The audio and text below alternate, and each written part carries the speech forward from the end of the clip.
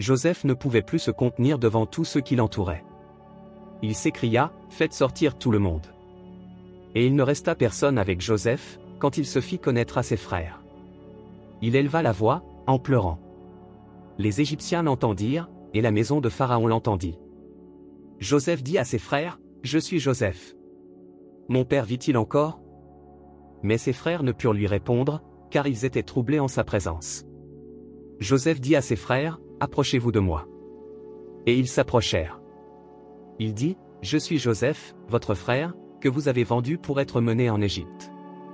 Maintenant, ne vous affligez pas, et ne soyez pas fâchés de m'avoir vendu pour être conduit ici, car c'est pour vous sauver la vie que Dieu m'a envoyé devant vous.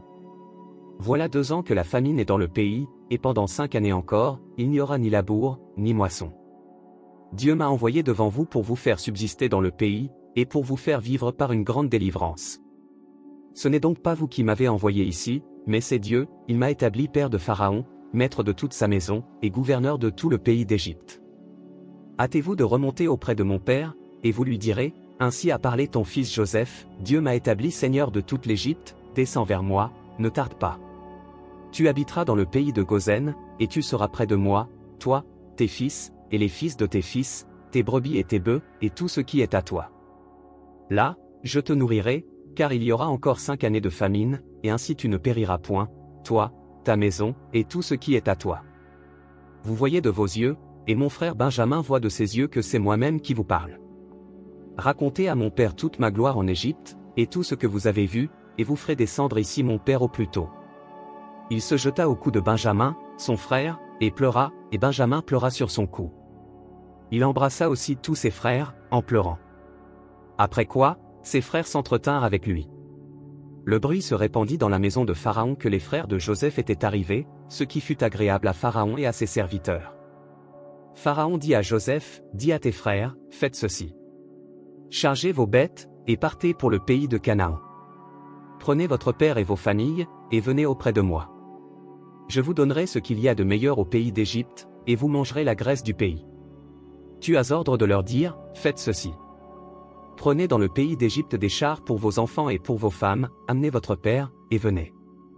Ne regrettez point ce que vous laisserez, car ce qu'il a de meilleur dans tout le pays d'Égypte sera pour vous. » Les fils d'Israël firent ainsi. Joseph leur donna des chars, selon l'ordre de Pharaon, il leur donna aussi des provisions pour la route. Il leur donna à tous des vêtements de rechange, et il donna à Benjamin 300 cycles d'argent et 5 vêtements de rechange. Il envoya à son père 10 ânes chargés de ce qu'il y avait de meilleur en Égypte, et 10 ânes chargés de blé, de pain et de vivres, pour son père pendant le voyage. Puis il congédia ses frères, qui partirent, et il leur dit, ne vous querellez pas en chemin. Ils remontèrent de l'Égypte, et ils arrivèrent dans le pays de Canaan, auprès de Jacob, leur père. Ils lui dirent, Joseph vit encore, et même c'est lui qui gouverne tout le pays d'Égypte. Mais le cœur de Jacob resta froid, parce qu'il ne les croyait pas. Ils lui rapportèrent toutes les paroles que Joseph leur avait dites. Il vit les chars que Joseph avait envoyés pour le transporter. C'est alors que l'esprit de Jacob, leur père, se ranima. Et Israël dit, c'est assez. Joseph, mon fils, vit encore. J'irai, et je le verrai avant que je meure.